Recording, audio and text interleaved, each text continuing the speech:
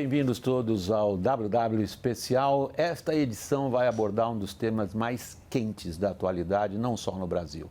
Vocês já estão lendo aí embaixo, nisso que a gente chama de tarja, na nossa gíria jornalística, que é como regular as redes sociais. Talvez alguns de vocês já comecem fazendo o seguinte: peraí, regular para quê? Não, é inexorável. Nós vamos para algum tipo de regulação das redes sociais. Quem e que tipo de regulação? Esse assunto é de enorme importância, gravidade e é muito delicado. 3 são os nossos participantes na roda aqui, como sempre. Eu começo a apresentação deles por Carlos Afonso Souza. Carlos Afonso, muito obrigado pela disposição de participar aqui do nosso programa, remoto aí do Rio de Janeiro. Carlos Afonso é professor de Direito da Universidade do Estado do Rio de Janeiro, a UERJ. É também diretor do Instituto de Tecnologia e Sociedade. É um dos autores da proposta do Marco Civil da Internet. Aqui comigo no estúdio em São Paulo, na Avenida Paulista, André Marcília, igualmente. André, muito obrigado pela disposição de estar aqui no estúdio conosco. André Marcília é advogado, professor de Direito Constitucional, especialista em liberdade de expressão e direito digital. É também autor do livro Censura por Toda Parte: os bastidores jurídicos do inquérito das fake news e a nova onda repressora que assola o Brasil. Terceiro participante da roda, obrigado, Ricardo Campos, pela disposição de vir aqui. Você mora na Alemanha, é professor da Goethe-Universität em Frankfurt, na Alemanha, especialista em regulação de serviços digitais e proteção de dados. O Ricardo Campos é também coordenador da área de Direito Digital da OAB Nacional. Carlos Afonso, inicialmente, eu separei o nosso assunto em 2 grandes capítulos. Um é que tipo de regulação? O outro é quem deve fazer essa regulação. Às vezes, digamos, essa separação possa parecer um pouco germanicamente artificial, mas talvez seja um bom começo para nós. Vamos nos dedicar primeiro, que tipo de regulação? Qual seria? Perfeito, William. E aproveito para dizer do enorme prazer de estar aqui com Marcília, com o Ricardo, nessa conversa. Acho que quando a gente pensa sobre regulação, acho que a gente pode voltar um pouquinho no tempo e entender que esse é um debate que está se aproximando dos seus 30 anos. Lá atrás, em 1996, um ativista americano por direitos digitais chamado John Perry Barlow, ele escreveu um texto que foi muito influente na época, chamado Declaração de Independência do Ciberespaço. E nesse texto, ele justamente procurava criar condições para que o Estado não se apropriasse da infraestrutura técnica de conexão global que a internet havia possibilitado. Na ideia desse texto, a internet abriria um novo momento para que as pessoas pudessem se informar, se comunicar, se entreter, e que qualquer tipo de regulação, qualquer tipo de nova lei que viesse a tratar da internet, só a tornaria pior. De lá para cá, é claro que a gente sabe que esse texto, pela ausência de regulação estatal na internet, ele se tornou bastante defasado. A gente atravessou décadas nos quais diferentes experiências regulatórias com relação à internet foram desenvolvidas, desde leis muito setoriais, aprovadas pelo Congresso Nacional de diferentes países, até propostas mais abrangentes, que tratam de diversos temas, como é o caso do Marco Civil da Internet, que foi aprovado no Brasil em 2014, depois de uma consulta pública feita em 2009 e 2010. Vale dizer, lá atrás, essa foi a primeira vez que o governo federal fez uma consulta pública na internet para criar um projeto de lei que pudesse tramitar no Congresso sobre a internet. Mas quando a gente olha hoje para esses temas e a gente pergunta que regulação e quem faz a regulação, a jornada que o Brasil desempenha no cenário internacional, ela é bastante única. Não apenas porque o Brasil tem uma lei geral sobre a internet, como é o Marco Civil, que foca muito em direitos fundamentais e ali em especial em liberdade de expressão, proteção de dados e num chamado princípio da neutralidade da rede, que faz com que os provedores de internet não discriminem os pacotes que transitam na rede por conta do seu destino e do seu conteúdo, mas também porque, e aí com isso encerro aqui essa primeira entrada, o Brasil viu nos últimos anos diversas tensões políticas que colocaram a internet no centro desse debate. E a gente vê isso no julgamento que o Supremo Tribunal Federal começa a fazer sobre esse tema, olhando especificamente para o artigo 19 do Marco Civil da Internet, que a gente vai falar, enfim, logo em seguida. Vamos sim, Carlos. Dizer... eu só estou introduzindo primeiro os aspectos mais abrangentes da questão, porque ela mexe com tudo que a gente faz. Quando a gente pensa em regular esse espaço, que como você bem citou, lá atrás, na utopia que tínhamos dessa revolução tecnológica, seria um grande espaço livre, absolutamente desprovido de qualquer restrição, não é assim que evoluiu nesses últimos 30 anos e nós estamos hoje diante, Marcília, e isto é uma tendência planetária, de estabelecer alguma forma de regulação. Que regulação deveria ser essa? Que, ao mesmo tempo, mantenha esse espaço como se imaginou que ele pudesse vir a ser livre de restrições e não exerça censura. Olha, Vac, a gente precisa, para pensarmos uma regulação à brasileira, a gente precisa entender o contexto nosso, que é um contexto historicamente autoritário. Né? Nós temos recorrentemente no Brasil acusações ou, enfim, casos de censura. E isso precisa ser levado em conta. Em geral, quando a gente fala em regulação, sempre se levantam exemplos de riscos da liberdade de expressão. Mas a gente não coteja esses riscos da liberdade de expressão com os riscos de censura. E é necessário que os riscos de censura sejam levados em conta igualmente para que a gente consiga criar um ambiente que não seja nem uma coisa, nem apenas uma coisa e nem apenas outra. Os casos cinzentos, que são aqueles mais polêmicos, sobretudo quando a gente trata de conteúdos, eles é que vão dar problema e eles é que precisam ser contingenciados com qualquer regulação. E não podemos também pensar apenas numa regulação que corra o risco de ser, de certa forma, elitista. Do seguinte ponto de vista, os livros a gente passa... Agora, por exemplo, teve uma polêmica recente em razão de uma decisão do ministro Flávio Dino, em que ele, até parte da decisão, dizia de destruir-se livro. E muitas pessoas saíram à defesa... É um símbolo pesadíssimo. É um símbolo pesado, historicamente simbólico. Sim. E muitas pessoas que agora, inclusive, falam, são a favor da regulação, disseram lá atrás, não, os livros não podem ser destruídos independente do conteúdo. Bom, os livros não podem ser independentes dos conteúdos destruídos, mas um post pode ser excluído. Como é que a gente se relaciona com uma visão que talvez seja elitista? Talvez nas redes sociais tragam um tipo, não apenas um conteúdo, mas um tipo de pessoa que nós não gostaríamos que estivesse falando. Isso é muito perigoso. Mas é o debate do momento. É o debate nos Estados Unidos, no Brasil, na Europa, de onde você vem. Você mora e atua na Alemanha e participa do debate público brasileiro publicando aqui na imprensa. E uma das suas últimas contribuições vem essa pergunta que você fez, Ricardo Campos. Qual seria a agenda liberal que garanta o legado liberal, que eu particularmente aprecio, que é da liberdade de criação e expressão do indivíduo, numa regulação? Eu acho que esse é o ponto. Você tem essa resposta? Vou tentar esboçá-la, né, no nosso debate. Eu acho que o ponto de partida tem que ser um paradigma liberal. Né? Esse é o ponto. A gente está discutindo dentro de um marco liberal, democrático, que é o brasileiro, que se consolidou.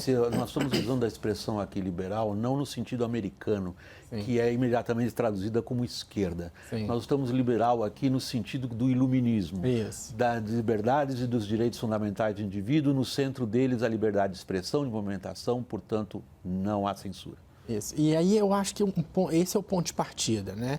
Como você bem colocou, e esse é o ponto que tem que estar no centro da discussão, a internet trouxe a possibilidade de voz de pessoas que estavam excluídas, né? Porque as tecnologias até então, né, do rádio, da frequência de rádio, de televisão, de certa forma tinha redação, né, como a gente está aqui, havia uma seleção, uma curadoria, né, do conteúdo através de redação, de edição de conteúdo, como nos jornais. A internet vem e libera isso, pelo menos no primeiro momento. A gente vai entrar no debate com uma pergunta: agora ainda continua essa curadoria sem curadoria ou haveria uma curadoria dos algoritmos? Mas voltando à pergunta inicial, é muito importante, William, eu gostaria de usar o exemplo aqui, porque esse debate todo, ele toca o quê? Na liberdade de expressão. Sim, é fundamental. É fundamental. Então tem que partir de um paradigma liberal da liberdade de expressão.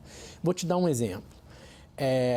Um sinal de trânsito, ele pode ser visto como uma violação ao direito de ir e vir. Uma pessoa pode falar: não, eu quero dirigir o meu carro da forma que eu quero. Quem é o Estado para colocar um sinal? Quem é o Estado para dizer que eu tenho que andar na direita ou na esquerda? Você que é um grande amante da aviação, imagina num aeroporto, cada piloto pegar o seu avião e falar: eu vou pilotar da forma que eu quiser, minha liberdade. Gente, não vai ter tráfego aéreo, vai ter acidente e não vai ter uma racionalização do fluxo aéreo, que possibilita pessoas viajarem em larga escala. Tem um perigo na tua analogia muito grande. Sim, mas deixa eu terminar. Então, eu acho que o ponto inicial é o quê? Existem determinadas restrições, quando elas são bem colocadas, como o sinal, como o tráfego aéreo, que aumenta a liberdade de terceiros. Então, a gente tem um fluxo de trânsito muito melhor quando o sinal é bem colocado. Então, eu acho que aqui, hoje, né, a gente está discutindo isso. Quais seriam essas pequenas restrições, por exemplo, de conteúdos ilícitos, como a gente vai colocar, que vai retornar, por exemplo, o Brasil à normalidade institucional, vai dar um fluxo de ideias. Eu imaginava que ia acontecer isso mesmo, que a gente não ia seguir esse meu roteiro inicial artificialmente duro, germânico e separado do escapismo, porque eles estão tão embrincados. Você já colocou essa questão, vocês já tinham passado por ela também. A quem cabe estabelecer que tipo de restrição? Uhum. Numa das provocações intelectuais que a gente tem que levar em consideração, o que a gente deveria fazer, Carlos Afonso, para garantir às pessoas que elas continuem tendo acesso, continuem tendo liberdade de inovação e de expressão, e ao mesmo tempo que a gente evite que o Estado imponha, através de algo que ele, Estado, possa achar que é certo ou errado, restrições a esse direito fundamental. Você tem essa fórmula? Gostaria de ter, William, e se tivesse, já correria para ter a propriedade intelectual e protegê-la e usá-la com exclusividade, mas infelizmente não tenho. Mas o que a gente tem são, acho que, pistas sobre para onde esse assunto pode ir. E quando você pergunta sobre qual é o equilíbrio que a gente pode aqui cumprir olhando para esse futuro, é claro que o poder legislativo dos mais diferentes países vai aprovar leis sobre internet. E aqui aproveito e já faço um alerta. Não é para toda nova tecnologia que a gente vai precisar de uma nova lei. Esse tema de direito digital, dessa interface entre o direito e as tecnologias emergentes, ele é muito tentador para que com toda nova tecnologia se diga: opa, aqui temos novos danos, ou mesmo aqui precisam proteger alguns direitos, então vamos passar uma nova lei. Acho que não é esse o caminho. Mas não sendo esse o caminho, eu acho que a resposta que todos nós procuramos é: como é que se edita leis que podem proteger os direitos que se imagina que podem ser lesionados por conta das tecnologias emergentes e, ao mesmo tempo, não se fecha as portas para o desenvolvimento tecnológico, para a inovação, até porque, em tecnologia, existem muitas áreas em que a gente não sabe que a gente não sabe.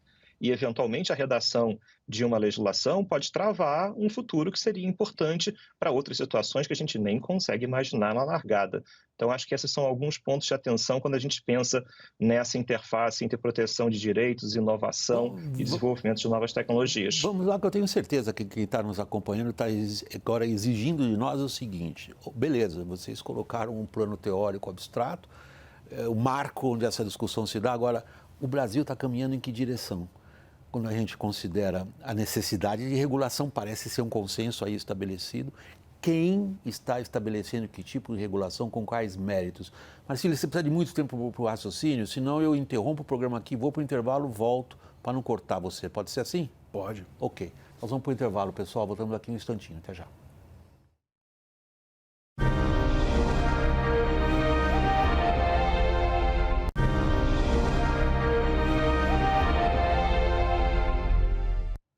WW Especial, voltando do intervalo. Marcília, a palavra é sua, a questão é em que direção no Brasil estamos caminhando quando a gente considera a necessidade de regulação, que parece ser um consenso, e como estabelecê-la e os perigos de, digamos, censura. Pois é. Como estabelecer ou quem estabelece? Bom, quem estabelece, a resposta é antiga, é a lei. E nós precisamos lembrar que quem faz a lei é o Congresso e não o Judiciário. Então, esse é um primeiro ponto. O problema é que nós entendemos, e aí até usando a analogia da aviação, nós temos regras, nós não estamos em voo cego, nós temos os sinais de trânsito, as nossas leis, elas existem. Nós temos, por exemplo, o Marco Civil, nós temos a LGPD, nós temos direito de resposta que trata da internet e temos os demais campos hoje do direito. Veja, nós temos, por exemplo, dentro das universidades ensinado direito digital. O que se ensina ali se não houvesse leis? Se ensina alguma coisa? A gente trabalha com redes sociais, advogando em redes sociais, com base em quê?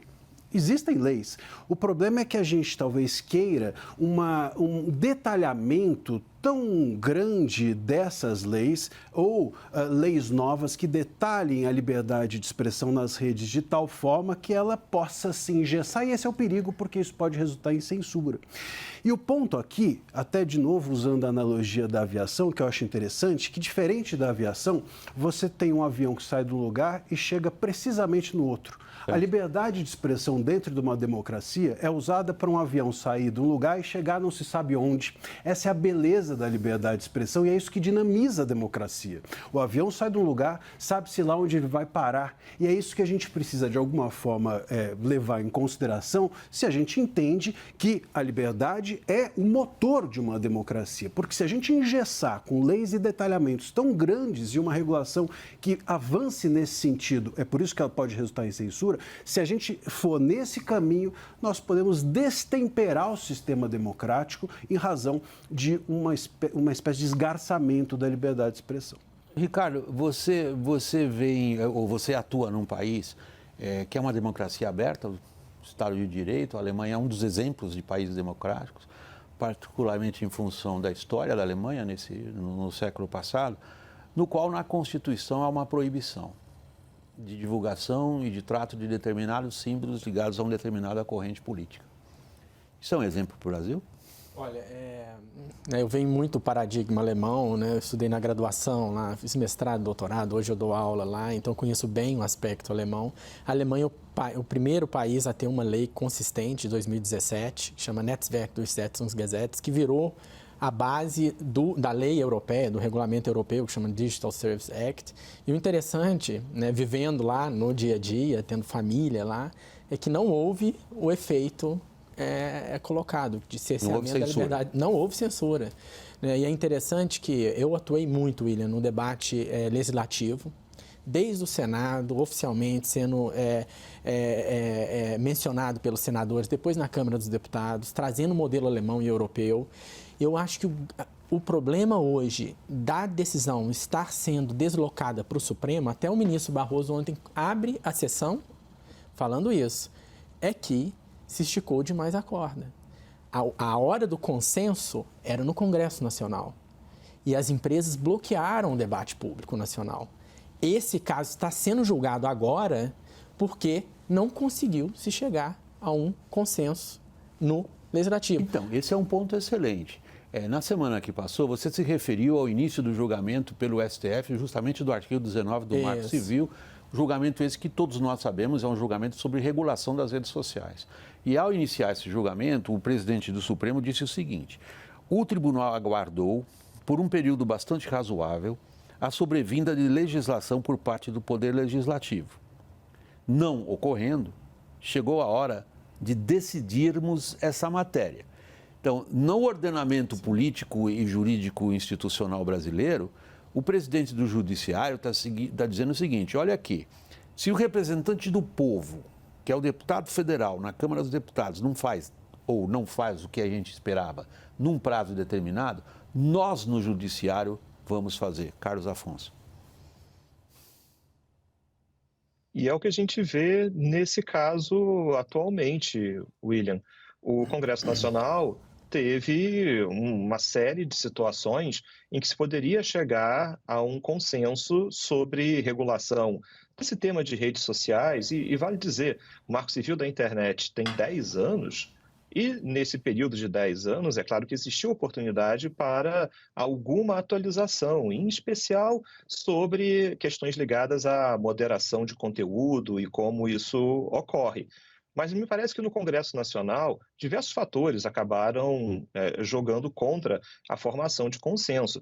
E, em especial, esse tema de internet parece ser tão central que os projetos de lei que mais chegaram próximos de serem votados, inclusive um deles chegou aí ao plenário, eles tratavam de tantos temas ligados à transparência das redes sociais, à responsabilidade dessas empresas, à remuneração pelos conteúdos postados em redes sociais, e falava-se até em imunidade parlamentar nas redes sociais. Acho que todos esses temas acabaram, de certa forma, inviabilizando a formação de um consenso. A preocupação que se tem agora quando esse tema pula para o Supremo Tribunal Federal é que essa discussão que acontece no Supremo, ela não tem nada a ver com a discussão que existia quando esses processos chegaram ao tribunal. Hoje em dia, o Supremo julga esses processos sobre rede social olhando para 8 de janeiro.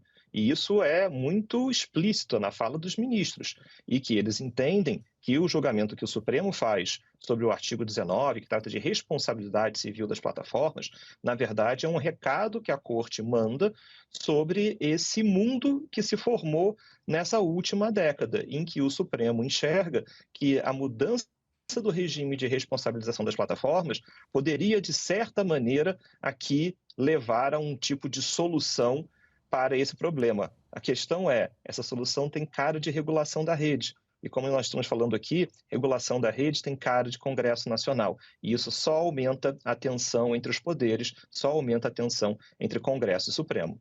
Marcília, como é que nós vamos escapar disso? Nós estamos diante desse dilema, por exemplo, foi formulado, me pareceu, de maneira muito precisa por um recente editorial do Estado de São Paulo. Não decidir, que é o que o parlamento está fazendo, é uma decisão legítima. Transformar o controle da constitucionalidade num juízo de conveniência política, é isso que o Carlos Afonso está dizendo. Se eu interpretei errado, por favor, você me corrija imediatamente, Carlos Afonso, mas o eixo do argumento dele é o seguinte: uma coisa é estabelecer a regulação em função de demandas, a outra é fazê-lo sob o contexto do embate político imediato. Como é que a gente escapa desse dilema? Pois é, a própria ideia, né, de que o consenso, né, não só a legitimidade do Congresso para dizer não, eles não são obrigados a votar, né? Não votar é uma decisão, né? Não é uma omissão, é uma decisão por não votar, e legítima. Mas a própria existência, né? Essa frase eu acho interessante, né? Bom, como não houve consenso do Congresso, então nós, STF, fomos obrigados a fazer por onde isso ocorrer. Bom, se não há um consenso do Congresso, que bom. Isso deveria fazer parte de uma cultura democrática, não haver consenso. Não há um consenso, vamos debater mais. É assim que se constrói uma democracia, acredito eu. Todos nós concordemos com isso.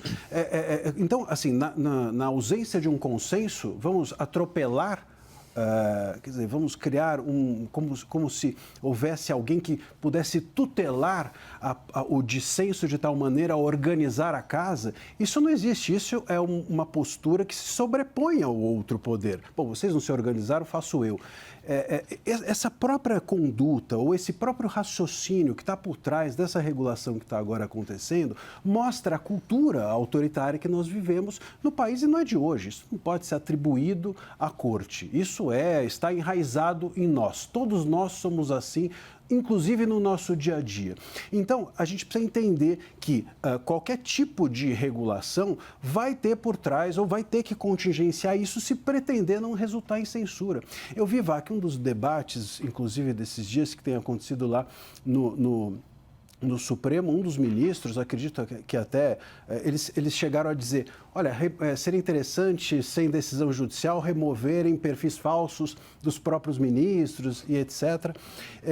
E um deles, depois, eu acho que o ministro Toffoli chegou a dizer, seria um perigo à democracia se houvesse a possibilidade de um perfil, por exemplo, que tivesse o nome Morte à Democracia, não ser retirado sem uma decisão judicial, sem necessidade de decisão judicial.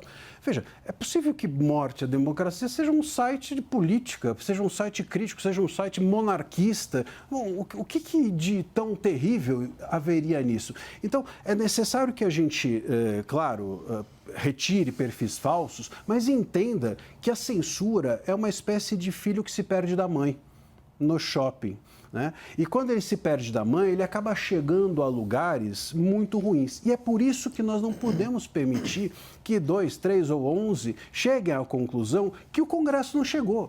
O consenso que não houve ali deve ser alimentado para que outros consensos adiante cheguem e não se faça algo em nome daquelas pessoas que não chegaram ao consenso. Ricardo, é um ponto dificílimo esse, eu acho. É difícil, talvez, a gente ter... como a gente fala na gíria, tem uma pegada clara, como é que isso fica. Há algo que todo mundo reconhece, que é a existência de uma selvageria e de uma brutalidade espalhada pelas redes. E se a gente pegar, por exemplo, reflexões mais recentes de autores internacionais, como o Hariri, nesse recente livro dele, o Nexus, no qual ele examina, sobretudo, o efeito das informações nos comportamentos políticos. E ele começa com um exemplo histórico excepcional, me pareceu, no meu gosto. Ele diz, quando se deu o momento da invenção da imprensa no século XVI na Europa, e se espalhou de tal maneira a informação, em parte isso levou à queima das bruxas. Conseguiu-se propagar um momento de loucura no qual milhares de pessoas foram queimadas por excesso de informação. Essa é a tese dele. Ele está fazendo um paralelo com o mundo atual. Ele está dizendo a ideia de que a possibilidade das pessoas se informarem as faria, digamos, mais propensas a ouvir o contraditório, deu no contrário. Então, a gente tem essa necessidade de algo ser feito. A gente está nesse dilema no Brasil, quem deve fazer isso por conta do nosso debate político doméstico, que é muito, muito acirrado. Agora, no caso específico brasileiro, Ricardo, eu estou levando a questão aí. Nós estamos caminhando em que direção? A Europa conseguiu, de certa maneira, esse equilíbrio entre uma Suprema Corte, entre uma Corte Constitucional alemã, que tem ali e zela para que aquele, digamos, ato de censura não possa divulgar símbolos nacional-socialistas. Isso é censura. Atende uma demanda social. No Brasil, nós estamos conseguindo o quê? Eu acho que o primeiro ponto, eu não vejo problema algum o Supremo iniciar o debate. A gente tem vários casos na jurisprudência do Supremo em que ele estabelece um diálogo institucional, fomenta o Congresso faz a lei, depois volta ao Supremo, ele faz alguns ajustes, aí volta para... Isso é normal. É normal. E hoje a gente tem uma corte, você conhece vários dos ministros, mais qualificada do que o Bundesverfassungsgericht na Alemanha. A gente tem a Corte Suprema Alemã. Que é a Corte Suprema Corte Alemã. Constitucional Alemã. Então eu não temo nenhuma decisão do Supremo. A diferença é que lá a gente não sabe o nome de nenhum dos integrantes. Sim. E aqui são todos stars. Mas é porque lá não é televisionado e aqui tem algumas peculiaridades. Mas indo ao ponto, a questão da censura, né? Eu acho que o artigo 19 do Marco Civil, ele traz uma imunidade muito injusta, né, ao remeter à decisão judicial. Porque com uma pergunta, o público já consegue entender qual cidadão comum vai entrar na justiça para remover um conteúdo. Um cidadão comum de uma comunidade contra uma Big Tech, maior empresa do planeta Terra. Ele vai procurar outro sistema social, utilizando aqui uma nomenclatura do sociólogo alemão Niklas Luhmann. Ele vai para a saúde tomar um antidepressivo ou ele vai para a religião. Ele não vai usar o sistema jurídico. Qual foi o caminho europeu? Né? E aí eu gosto de falar, até de forma provocativa, que o artigo 19 virou nosso dinossauro de estimação. Sabe? Por quê? O que ele faz? Ao fazer isso, tem a censura que é privada das empresas, porque as empresas hoje são poucas. E aí também o argumento, divergindo um pouco do Carlos Afonso, de que vai afetar a inovação. Não vai afetar. A gente está falando de redes sociais. E a gente está falando de poucas redes sociais. É um setor extremamente monopolizado por 2, 3, 4 empresas. A inovação está fora disso. Então, um PL, um projeto de lei, tinha que incentivar a entrada de novas empresas. Então, qual seria a saída? Né? Isso é essas empresas virarem infraestrutura da comunicação diária da população. O artigo 19 não responde a problema nenhum. Qual foi o caminho da Europa, que é a sua pergunta? Ela falou, vocês estão na melhor posição para cessar a violação de direitos de terceiros. Vocês não são autores, vocês não são coautores do post, mas se vocês não atuarem, né, a partir de regras de direito público... Vocês, você quer dizer as Big Techs? As Big Techs, né? As empresas que administram a liberdade de expressão, são curadores da liberdade de expressão da população. Então, quando você fala de censura, a gente não sabe como é feito por eles a curadoria da liberdade de expressão. A remoção de conteúdo, ninguém sabe. Some uma conta, você não pode voltar com ela, some um post. Você não tem acesso. Isso é censura privada. Entendeu? Então, a Europa, só para finalizar, ela caminhou a partir da lei alemã, que era... Eu trouxe essa lei para o Brasil em debates, em livros, debate no Congresso, era massacrado nos debates. Ontem, na sustentação oral do advogado do Google, ele falou, olha, a gente não concorda com a inconstitucionalidade, mas se for para alguma direção, adote a lei alemã ou o regulamento europeu. Então, você já vê que tem alguma transparência. E qual foi? Que é dar algum mínimo grau de responsabilização às responsabilização e, principalmente, tirar da decisão judicial. A gente está excluindo da justiça. A maior parte... Eu trabalhei em vários escritórios como sócio. Eu sei como isso funciona. O artigo 19 é feito para empresário, é feito para político que tem acesso a bancas de advogados. Você ia intervir, Marcelo? Não, esse é um ponto interessante. Veja, a regulação, ela poderia seguir num caminho, talvez fosse interessante, de dar transparência a como a distribuição de conteúdo é feita. Então, por que a minha antena, se é que as pessoas ainda lembram-se do que era uma antena, mas por que a antena do meu perfil alcança tantas pessoas e a antena do seu perfil alcança outras? Por que tal tema chega mais que outros? Aquilo é pago ou não? Por que excluíram e por que há sigilo quando excluem um conteúdo? Tudo isso seria relevante, de fato, de ser regulado. O ponto é que essa não é a estrela do debate. A estrela do debate é exclusão de conteúdos, e conteúdos que muitas vezes são polêmicos e vão acabar resultando em possível censura. Se nós estivéssemos aqui focados em transparência e identificação de usuários, eu acho que o debate seria outro, mas nós não estamos focados nisso. O debate hoje do Supremo, pelo menos, e é esse o problema que deu no Congresso, está focado em controle de conteúdo. E isso é possível que resulte uma regulação política e uma regulação inexata, imprecisa e que viole a liberdade de expressão. Ótimo, eu acho que é um excelente ponto para a gente discutir. Eu vou passar logo imediatamente a palavra para você, Carlos Afonso, mas eu tenho que chamar o intervalo e a gente retoma com isso. E como é que nós estamos tratando isso para evitar o que você está apontando agora como grande perigo? É rápido o intervalo, pessoal, estou esperando vocês um instantinho só, até já.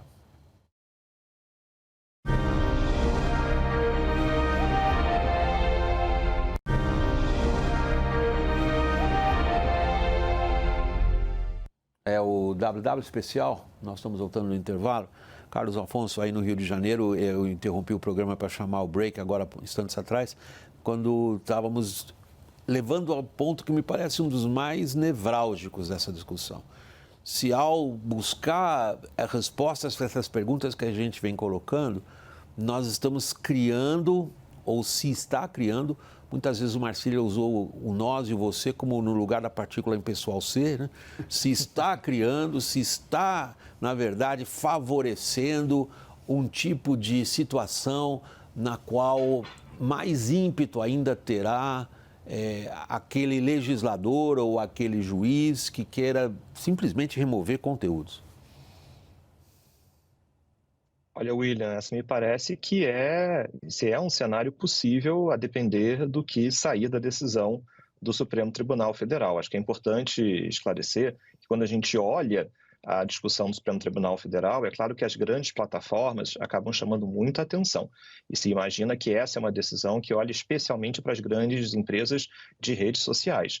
Mas vale dizer que o artigo 19, ele se aplica para uma série de diversos setores e diversas atividades desempenhadas na internet. A solução que o Supremo tirar vai afetar a Meta, o Google e o X, mas vai afetar também a Wikipedia. Potencialmente, essa é uma disputa que a gente vê, inclusive, com as peças que foram apresentadas no processo, empresas que trabalham com marketplace, com a venda de produtos que são anunciados em seus portais na internet. Então, a gente está falando aqui de diversos setores, de diversos segmentos, mas, em especial, o que eu acho que a gente deve prestar atenção no que vai sair do Supremo é que o regime do Marco Civil da Internet, como hoje colocado, ele diz que as empresas serão responsabilizadas caso elas falhem em cumprir com uma ordem judicial que determina a remoção do conteúdo. Então, o Marco Civil acaba reconhecendo o judiciário como aquela instância para dizer o que é lícito ou ilícito no direito brasileiro. Uma crítica que eu acho que a gente pode fazer, a maneira pela qual esse artigo se desenvolveu, é que ele não criou as ferramentas para que as plataformas moderem conteúdo antes da ordem judicial e que façam isso com transparência, de maneira informativa e coerente. A minha preocupação é que o Supremo pode, justamente nesse ímpeto de regular sobre o tema, abrir um cardápio de temas a partir dos quais a gente abandonaria essa regra do Marco Civil da Internet e a mera notificação de uma pessoa que se sinta prejudicada levaria à remoção desse conteúdo. Uma coisa é a gente falar de pornografia infantil, que você tem uma infraestrutura global para remoção desse conteúdo, de fotos e de imagens que não são protegidas pela liberdade de expressão e que são removidas com prontidão.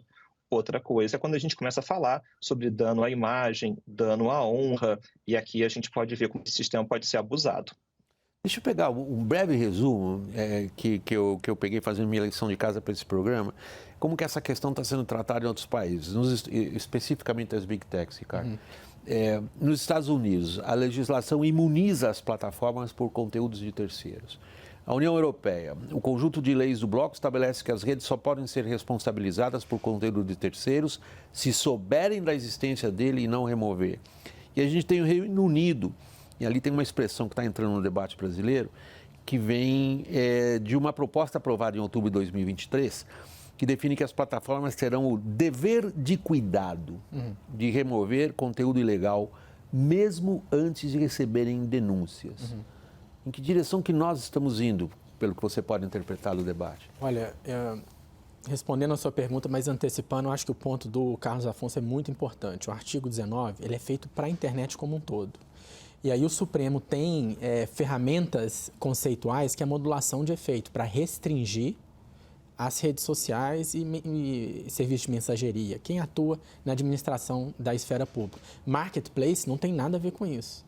Uma pessoa, uma família que vende crochê e encontra um comprador através de uma plataforma, não está administrando liberdade de expressão, não tem nada a ver. Então, eu acho que esse é um grande risco que o Supremo pode evitar. Fintech, provedor de nuvem, não tem nada a ver com essa discussão.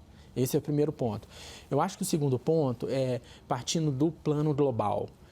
Os Estados Unidos, 96, passa o CDA, a seção 230, que imuniza completamente. Nesse início era o quê? Um fomento à inovação. As empresas que existiam na época nem existem mais, praticamente. Ninguém sabia o que ia dar a internet. Hoje a gente sabe aonde foi parar, né? Então a gente sabe aonde tem o dano. Eu acho que esse é um ponto importante. E só para trazer para o público uma decisão importante desse ano do terceiro circuito dos Estados Unidos sobre o TikTok, chama Anderson versus TikTok, de agosto de 2024, agora, tratava-se daquele desafio com crianças que prendem a respiração. Sim, que levar à morte. Levar à morte. Então, quem segurasse mais a respiração e não morresse, ganhava o challenge. Uma criança, várias morreram, uma entrou na justiça. Sabe qual foi a decisão? Eles afastaram a seção 230 de imunização, falou que aqui, pela administração do algoritmo da plataforma, não se tratava mais de opinião de terceiro. Já era, o algoritmo organizava editorialmente quase tudo de uma forma que era a expressão da própria plataforma. E eu acho que aqui também, para as outras plataformas... Sim, que é o que se está se falando sobre política. Justamente. Aqui também, para as outras plataformas que usam o algoritmo, né, a moderação de conteúdo é o que eles vendem, eles já fazem. Quando você abre lá alguma delas, aparece já o que você quer ver, por conta do algoritmo. Então, essa já é uma pergunta. essa regulação da internet que falava, não, eles são meros condutores, facilitadores, hoje não. O algoritmo tem monetização de publicidade. Então, aquilo já é a opinião da própria plataforma, quando ela própria cura daquela forma e direciona daquela forma, ou é ainda lá atrás da internet um blogzinho que qualquer um escrevia ou não? Eu acho que essa é uma pergunta central. Os Estados Unidos está caminhando para isso. Teve uma decisão também da Suprema Corte que não decidiu terminalmente, mas remeteu, ela fez um relatório, afastou a seção 230 e aproximou da primeira emenda. Só que a primeira emenda não imuniza todos os intermediários. Muitos deles, como livrarias, bibliotecas, se eles deveriam saber do ilícito, eles são responsabilizados. Então, até os Estados Unidos está vindo em outro caminho.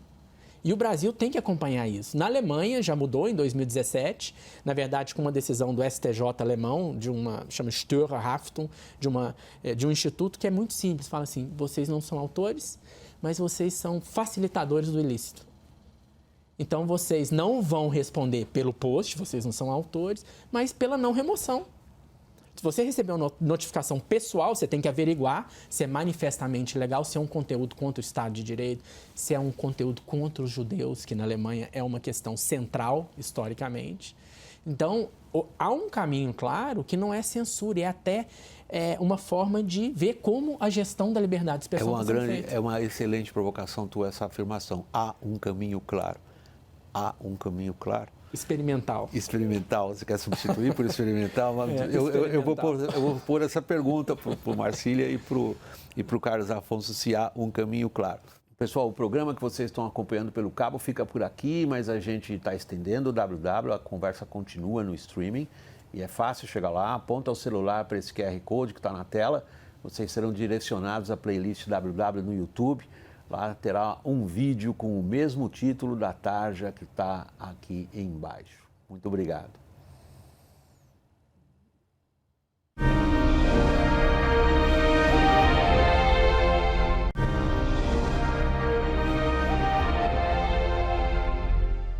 www prosseguindo agora no streaming. Há um caminho claro?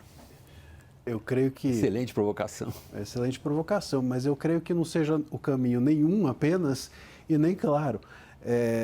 Há diversos e precisa haver. E é por isso que eu acho perigoso levarmos essa discussão para os tribunais e não para o Congresso. Porque o Congresso, ele, mal ou bem, nos representa, a todos nós. Os juízes representam a sua visão interna. Eles não estão ali em nosso nome, estão ali, claro, em nome do interesse coletivo, mas não do interesse da população que os elegeu, como no caso dos congressistas. E esse debate, ou esses caminhos, a clareza desses caminhos precisa ser determinada pelos congressistas por isso, porque os caminhos são vários e podem ser de diversas formas trilhados. Eu creio que essa questão até da regulação europeia, eu até concordo que a regulação europeia possa ser trazida para cá, contanto que a gente traga também os juízes europeus, que a gente traga a população europeia, talvez um pouco de frio, e aí, ok. Mas a nossa cultura precisa ser levada muito em consideração nisso. O que a gente está fazendo aqui não é a busca da transparência desses algoritmos, de como os conteúdos são, como esse filtro das big techs é feito em relação aos conteúdos. Mas a gente ou o STF muito provavelmente vai outorgar para as plataformas a obrigação de retirar conteúdos que são considerados ilícitos. A estrela disso vai ser desinformação e fake news. Tanto desinformação quanto fake news não são hoje considerados ilícitos pela nossa legislação, não estão legislados. Então, como é que as plataformas... Talvez não estão nem sequer definidos. Sequer definidos. Nós temos hoje cerca de 12 ou 13 projetos de lei que tratam de fake news, nenhum deles define fake news. Todos eles pressupõem algo que não existe. Então, é necessário que a gente leve ou entenda que o debate precisa pressupor qualquer regulação. Não é o que está acontecendo. Esse controle de conteúdo, ele é precipitado justamente porque não houve o consenso do Congresso. Carlos Afonso. E, William, dentro dessa disputa por caminhos, e se eles são claros ou não, é claro que a legislação europeia, como o Ricardo coloca, representa uma direção e o chamado efeito Bruxelas, que é justamente esse impacto que uma transformação na União Europeia desempenha em termos de exportação de experiências regulatórias, ela tem o seu papel e ela tem bastante força. Mas, ao mesmo tempo, o Brasil tem uma trajetória muito única sobre questões ligadas à regulação das redes. O Marco Civil da Internet vem de uma consulta popular, vem de uma experiência de debate no Congresso Nacional, mas é verdade, como a gente começou o programa por isso, esses 10 anos de Marco Civil da Internet, ele deveria ter passado por uma atualização que não aconteceu. Mas, quando a gente olha para o futuro, a minha preocupação é que, na dinâmica do judiciário, do caso a caso, em caso a gente tenha do Supremo Tribunal Federal uma decisão que diga que a plataforma tem que remover algo, às vezes, tão abstrato como desinformação, colocada aqui pela Marcília, a gente viva um certo jogo da adivinhação, em que a plataforma deve adivinhar o que o tribunal acha que é desinformação e procurar remover, porque se ela não remover, ela pode ser responsabilizada por esse conteúdo. Então, acho que seria muito ruim se a gente ficasse nesse varejo de olhar especificamente para cada caso para saber se a adivinhação foi certeira ou ela foi equivocada. Me parece que esse é um tema que deveria ser olhado muito mais como uma cara de uma regulação mais geral para que a gente pudesse fugir desse varejo de situações, de conteúdos, de perfis, mas infelizmente parece ser nessa direção que a decisão do Supremo pode acabar nos direcionando. Eu não quero reduzir a um denominador mínimo comum a natureza e a sofisticação dos argumentos que vocês colocaram. Mas há um importante que você está colocando, Marcília, que é de natureza muito abrangente. E, de novo, se na leitura, que eu obrigatoriamente acabo simplificando, do seu raciocínio, por minha parte, eu estiver, digamos, brutalizando demais o que você disse, por favor, intervenha e corrija imediatamente, que eu não quero plantar na boca de ninguém coisa que as pessoas não disseram. Mas eu entendi você dizer, por exemplo, o ambiente político brasileiro, caracterizado como ele é, não vou perder tempo agora de caracterizá-lo como ele é, no fundo impede um tipo de caminho claro como esse que o Ricardo Campos apontou, de tratamento da questão de liberdade de expressão, regulação de redes sociais e especificamente as Big Techs. Você vê assim também? Por isso que eu vejo o papel do Supremo importante nesse momento, né? Se a gente olhar, como eu disse, eu sigo esse debate, participo desse debate no Congresso desde o início. E em vários momentos havia janela para consenso e houve um bloqueio gigantesco do setor regulado. São as Big Techs. As Big Techs. E o ecossistema digital, algumas empresas, não todas, muitas queriam o debate. E isso tensionou de tal forma que o ministro Barroso começa o julgamento com a frase. Então, eu acho que o Supremo, não é que o Supremo vai legislar agora, ele vai colocar o tema de volta, ele vai colocar algumas balizas e isso é normal. Isso o Supremo faz em diversos setores. Ele toma uma decisão, o Congresso depois legisla, o Supremo ajusta com algumas inconstitucionalidades. Isso é normal e é saudável. Eu discordo que o Supremo, eu não tenho bola de cristal, mas pela qualidade de todos os ministros ali, não vai ir para o lado de desinformação e fake news, isso não existe. O que eu vejo como um caminho possível, como na lei alemã, é listar alguns tipos penais. Por exemplo, a lei alemã começa com tipos penais claros, que é manifestamente legal. E aí, o que é importante, William? Abrir um canal de... Mas, Ricardo, você imagina um tipo penal, por exemplo, ataque ao Estado Democrático de Direito? Sim, eu acho que aí que é o ponto, que aí é o processo de aprendizagem, usando aqui até uma nomenclatura do Hayek, né, do grande liberal. Friedrich Hayek. Isso, é um processo de aprendizagem, principalmente geração de conhecimento, como é administrado a liberdade de expressão por essas empresas. Por quê? Por exemplo, o sistema europeu gera mais conhecimento para o juiz no segundo momento decidir, quando a pessoa própria pode entrar com um requerimento para falar, olha, isso, ou uma autoridade administrativa e não judicial, entra com requerimento, fundamenta perante a plataforma, que ela é uma infraestrutura, né? E a plataforma tem que dizer, não, isso não viola, ou isso viola. E na Alemanha, eles remetem para uma instituição de autorregulação regulada, que chama FSM, o público pode bater na internet, que é composta de jornalistas, advogados, juízes. Vem daí uma das teses elaboradas, inclusive com a sua participação como articulista, de que o melhor talvez fosse atribuir já às entidades que existem nos segmentos, e o exemplo usado é o do CONAR. O CONAR... Não vou proibir uma publicidade. O CONAR tem a função de observar e de se autorregular. Isso. Agora, autorregular no ambiente político brasileiro? Aí que eu acho que é o processo de aprendizagem. Essa instituição alemã, ela dá uma decisão de 2, 3 páginas, está aberto para todo mundo. Por que é importante ela fazer isso? Principalmente nos casos que há dúvida.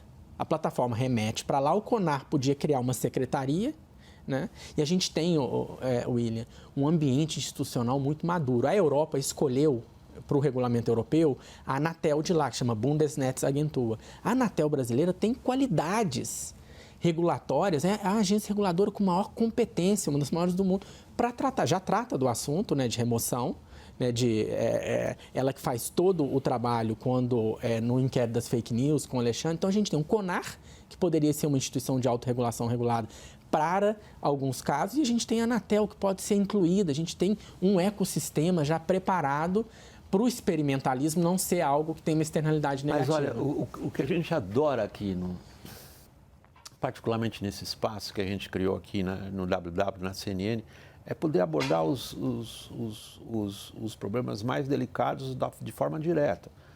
No fundo, o que se contesta no Brasil é a legitimidade do Supremo de fazer isso.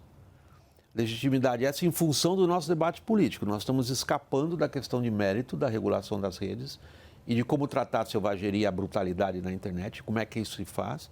E, na verdade, eu vejo muito isso na sua forma de argumentar, Marcília, e não é uma crítica, é apenas uma constatação. Como um pouco também na do Carlos Afonso, a seguinte postura: ok, mas não é esse Supremo que vai poder fazer isso, tá certo? Na verdade, esse Supremo já fez isso, de alguma forma. Porque a gente veja, por que eu falei, inclusive, em desinformação e fake news?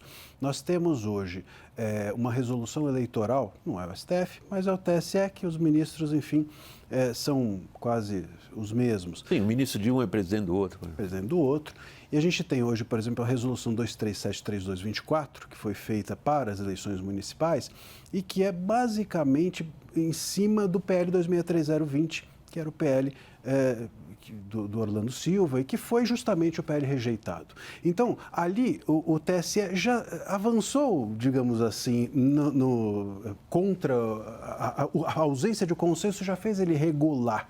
E o que tem ali nessa resolução 23732 é justamente um avanço sobre essas questões, desinformação, fake news, a preocupação com inteligência artificial, etc. Então, quase intuitivo que o TSE, fazendo isso, o STF vai importar ou vai, de alguma forma, transitar com essas informações. E que seja essa a preocupação, ou que a preocupação do STF também seja de regular as redes por conta das questões eleitorais. Então, é inevitável a gente abstrair a questão política e pensar nos modelos europeus que não têm essas questões postas, como se a gente pudesse simplesmente implantar aqui algo sem a poluição e o ruído político a que pertence hoje o debate público. Mas a gente consegue, Carlos Afonso, prosseguir na esperança, e agora realmente é a palavra que me ocorre, na esperança que a gente tenha dias políticos melhores no Brasil.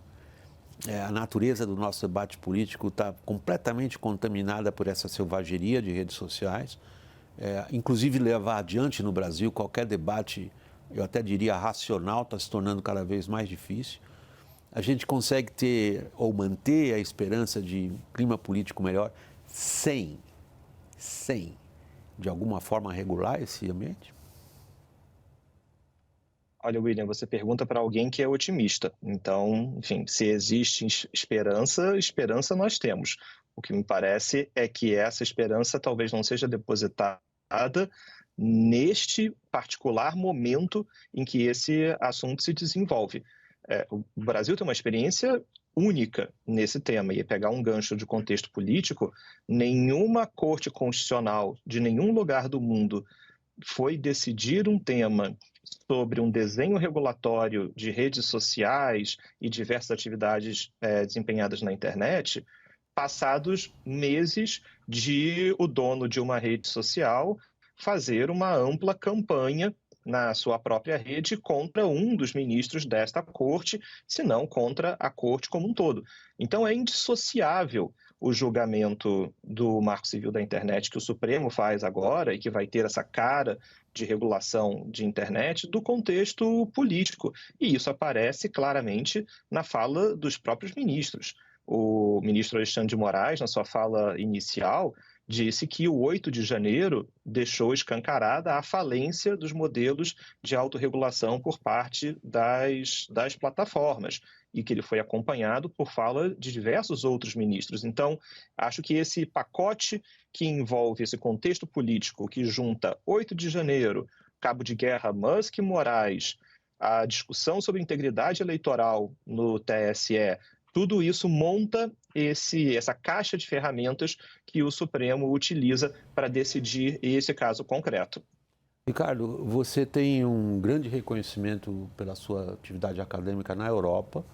A gente gosta de ver compatriotas ocupando posições de destaque nesse sentido. Como você mesmo disse, você participou em boa medida dos trabalhos, das discussões, mesmo no Parlamento Europeu e na Alemanha, sobre como chegar a essas formas de regulação.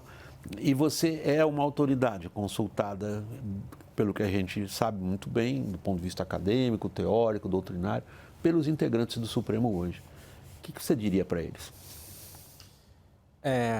Eu acho que uma primeira mensagem seria, de fato, restringir o julgamento à matéria do tema, né? Porque evitar externalidades negativas. Esse foi um ponto que o Carlos Afonso colocou. A gente está lidando com Marketplace of Ideas, é o mercado de ideias. E quem administra, né, as empresas privadas que administram a liberdade de expressão da população. Acho que esse é o primeiro ponto, né?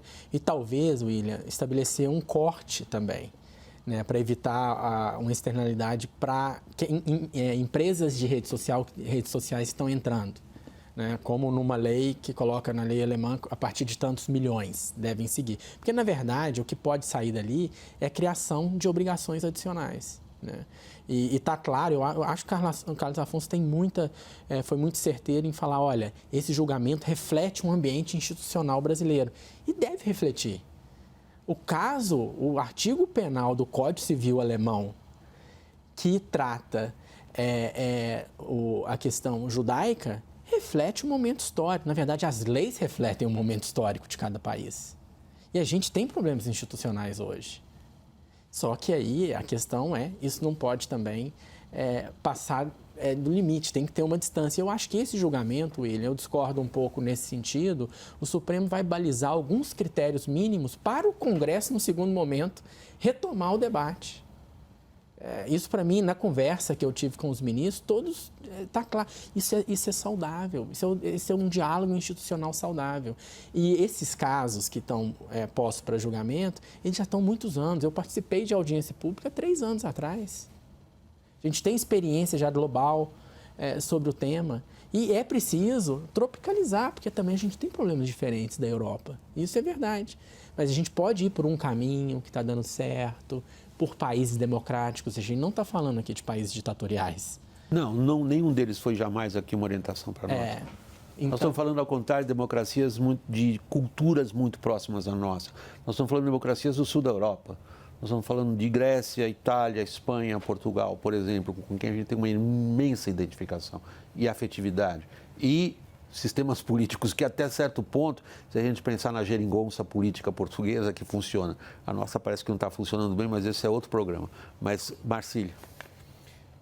A gente precisa, talvez, realmente tropicalizar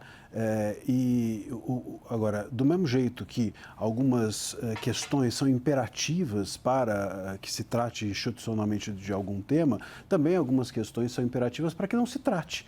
E foi o que me parece ter acontecido até agora em relação a esse tema. O Congresso não se negou a debater, tanto que houve diversas também audiências públicas no Congresso sobre esse tema, inclusive sobre fake news e tudo mais. Esse tema não saiu, não foi trancado numa gaveta e jogou-se ao mar. Não aconteceu isso. Não, mas aí tem uma provocação jornalística a você, Marcília. Quer dizer, o Congresso não decidiu, em boa parte, porque ele está paralisado politicamente. E essa paralisia política que se dá em boa medida porque grupamentos políticos estão com interesses muito peculiares, mesquinhos e próprios, impedem algo que, não sei se você vai concordar com a minha afirmação, é muito minha opinião pessoal, há uma demanda da sociedade brasileira para que algo aconteça e que coíba, a palavra estou escolhendo ela conscientemente, a selvageria. Sim.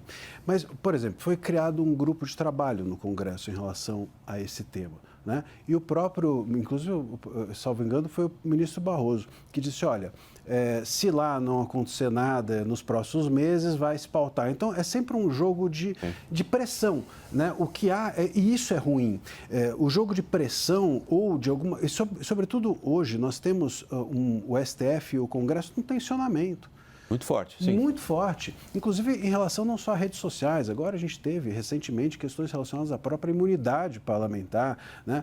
De alguma forma o Congresso se sente submetido em alguns Ou as questões das emendas parlamentares, se você quiser. Ou das emendas e esses diversos temas. Então, quer dizer, a ausência de uma certeza ou de autonomia, de certeza de autonomia do Congresso também o limita. Essas pressões, esses recados que são trocados entre os poderes, não sempre de forma mais amistosa, tudo isso me parece ser um ruído absolutamente ruim para que esse debate também siga no Congresso, né? O debate posto agora no STF vai balizar o Congresso? Não, vai obrigar o Congresso. Me parece que a saída do Congresso agora vai ser fazer, depois da regulação do STF, ele pode fazer a sua própria regulação, mas ele não pode fazer no mesmo tempo ou com os mesmos debates que ele gostaria, porque a do STF vai estar posta. Então, esse jogo de pressão entre os poderes e nós todos, de alguma forma, reféns disso, porque somos usuários, é que me parece completamente fora de propósito até mesmo. Eu esqueci de falar ainda do marco temporal. Que é outra questão vital, é outra questão vital para o país, que está parada no sentido, ela está agora numa tentativa de conciliação que o Supremo faz com forças do Legislativo e do Executivo. Eu não quero desviar a conversa, queria passar a palavra para o Carlos. Se me permite, até o fato, você mencionou que tem sido comum o STF jogar algumas balizas. Bom, tem sido comum, mas eu não sei se o comum é devido. A gente também tem normalizado no país que as nossas cortes façam muitas coisas e não necessariamente essas coisas são desejáveis, né? No sentido de avanço mesmo, de um certo atropelo ou precipitação em relação à função dos outros poderes.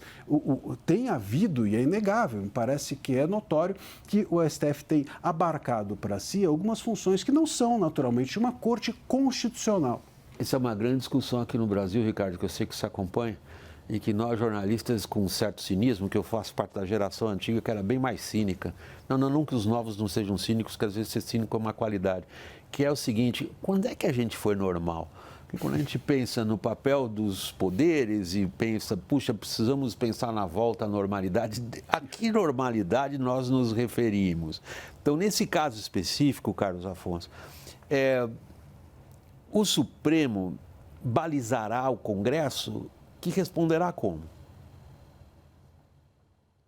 É uma boa pergunta, William, porque quando você me pergunta sobre normalidade, me parece que na fala dos ministros existe muito, quase como que uma ideia de que a internet veio para nos tirar da normalidade e que justamente essa decisão, ao mexer com o regime de responsabilidade, nos reconduziria a uma época na qual nós éramos mais felizes, porque a nossa vida não era tão inexoravelmente digital, com todas as suas benesses e as suas intranquilidades que vêm junto. Mas uma coisa que sempre me chama muita atenção nesse caso, e acho que aqui o debate foi muito interessante quando a gente traz essa percepção de que o Congresso não decidir talvez seja uma decisão, mas o Supremo Tribunal Federal, como Poder Judiciário, ele não pode se dar o luxo de não decidir. Uma vez que o caso chega ao Supremo, o Supremo tem que decidir.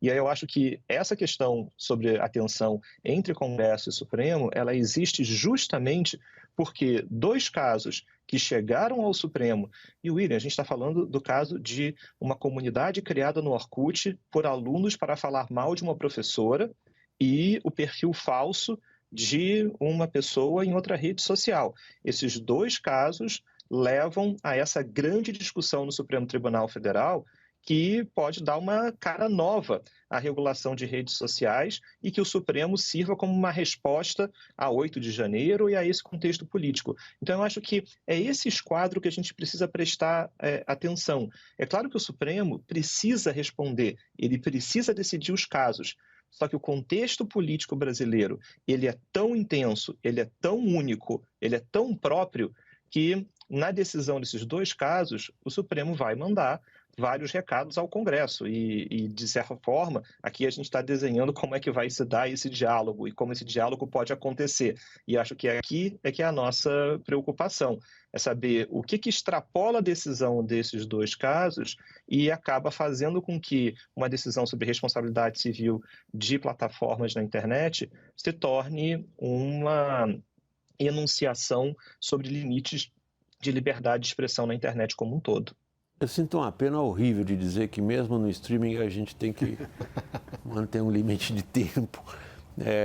Eu acho essa discussão fundamental do ponto de vista da sociedade brasileira. Eu não quero aqui ficar, enfim, como a gente fala na gíria jornalística, estipulando o recorde que devia ser ou não devia ser, mas, sei lá, o WW acho que a gente pensou para isso mesmo, para a gente ter possibilidade de discutir esse tipo de questão. Eu tenho certeza que a gente vai continuar nela. Essa que eu sou obrigado a encerrar aqui. Queria pedir desculpas por isso, em primeiro lugar, e depois, sinceramente, muito obrigado, Carlos Afonso Souza, professor de Direito na Universidade do Estado do Rio de Janeiro, pela disposição de participar do programa. Ao André Marcília, advogado, professor de Direito Constitucional, meu muito obrigado também. Ao Ricardo Campos, veio da Europa, está aqui conosco no estúdio em São Paulo, professor lá da Goethe-Universität em Frankfurt. Muito obrigado, Ricardo Campos, pela participação. Meu agradecimento especial vai a você que nos acompanha. Até a próxima, pessoal.